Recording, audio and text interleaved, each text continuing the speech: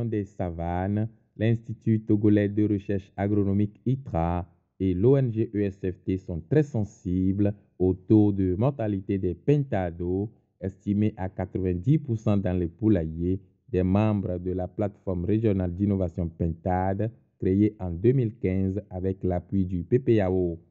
Pour améliorer la compétitivité de la filière, l'ITRA et l'ONG ESFT collaborent avec l'ICAT dans le cadre d'un projet dénommé Hors-Gris des Savanes. L'initiative, le soutien de la plateforme est de l'ITRA, le soutien technique est de l'ITRA. Et le projet Hors-Gris des Savanes vient pour accompagner les activités que l'ITRA est en train de mener avec les éleveurs. Nous sommes dans la phase 2 du projet. Le taux de mortalité que nous avons diagnostiqué qui s'élevait à 80 à 90%, le taux de mortalité de pentado.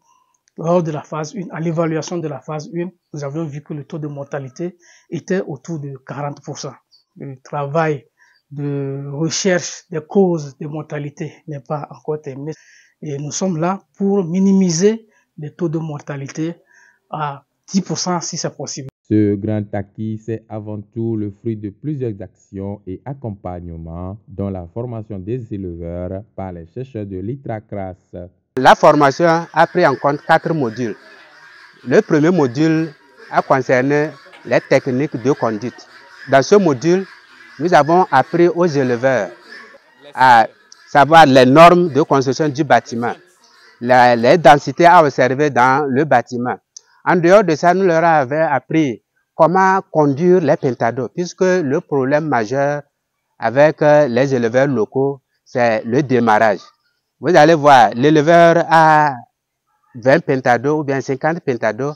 À la fin du démarrage, il se retrouve avec 0 pentado. Dans l'alimentation, on leur a montré les différents ingrédients alimentaires qu'il faut utiliser de façon locale pour avoir un bon résultat. En ce qui concerne le troisième module, nous leur avons appris comment il faut prévenir les maladies. D'abord, les différentes prophylaxies, empêcher que la maladie arrive dans la ferme. Maintenant, si jamais la maladie arrivait à la ferme, comment il faut se prendre pour éradiquer cela? Et enfin, nous leur avons appris comment produire les asticots avec les mouches domestiques.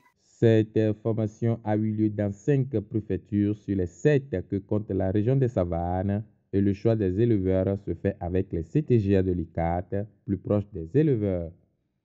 Nous, avant, quand on sort les pentades le matin et qu'on les jette du céréal, c'est fini. Il faut attendre leur retour le soir. Donc maintenant, nous avons appris que les pentades doivent être nourris au moins 3 fois par jour. Et il faut avoir les éléments nutritifs pour les pentades. Donc, nous, on ne savait pas que le petit poisson sert de la viande pour le volaille. Nous, c'était le mil, le céréal seulement. Donc, on a appris que s'il faut donner au pentado ou bien au pentade, il faut mélanger du poisson, il faut mélanger du céréal à ces produits. Mieux que l'appui en formation, certains éleveurs comme Douti Lamoutidia ont bénéficié de soutien financier pour la construction de bâtiments réglementaires ainsi que d'autres équipements et les résultats sont palpables. Je suis éleveur de pentades et de poules. Concernant mon élevage de pentades, au début, je les élevais dans les cases rondes. Il y a 4 ans, quand ESFT Savane est venu à notre appui et j'ai vu beaucoup de changements s'opérer dans mon activité qui s'améliore grâce aux innovations. Ils m'ont formé dans la couvaison au moyen des couveuses et je multiplie les pentados ainsi que les poussins et je vois que les nouvelles pratiques sont bonnes. elle nous aide beaucoup. Aujourd'hui, ce que j'ai à dire pour l'appui reçu, c'est dans le cadre de l'architecture des enclos avicoles. Avec les enclos plus larges, il y a une baisse de mortalité et une amélioration de l'éclosion des œufs du fait de l'aération qui induit la baisse des températures dans les enclos. Je leur dis merci pour toutes leurs œuvres à mon égard. Cette réussite fait de Douti Lamoutidja un éleveur talent dont d'autres membres de la plateforme d'innovation Pentade des Savanes rendent de temps en temps visite pour un partage d'expériences enrichissant.